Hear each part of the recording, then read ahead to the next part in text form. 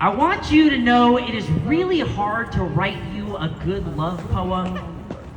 And I'm not sure you have any idea exactly how difficult it is to profess uniquely a feeling that literally millions of people have been probing for centuries.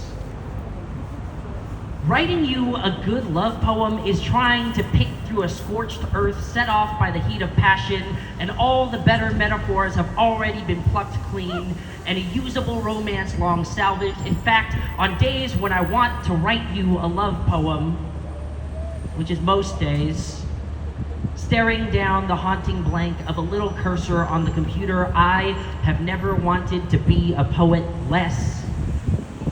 Those are the days that I wish I wasn't a poet at all. What I really want to be on those days is a scientist, because then I can tell you with all the credibility of someone who has spent years studying natural phenomena how I love you like continental drift.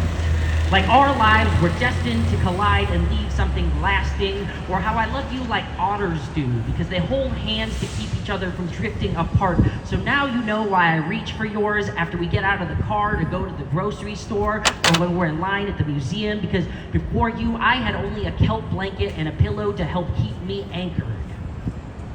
Or maybe I love you like light, but not in that way where I'd be implying how you're a regulated utility essential to any meaningful daily survival, but the uncertain way.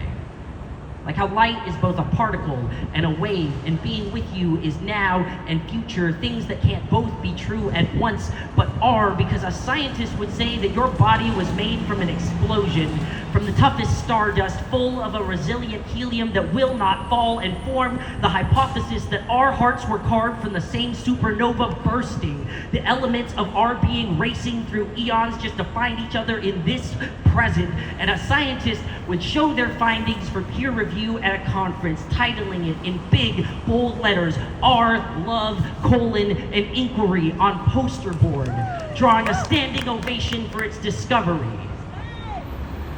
It's too bad. Today, I'm not a scientist. Today, I'm just a poet.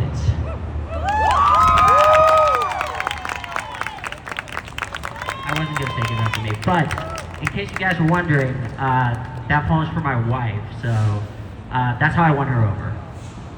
I'm not letting Mr. Lay say give it up for me again, so give it up for Mr. Lay! Yeah.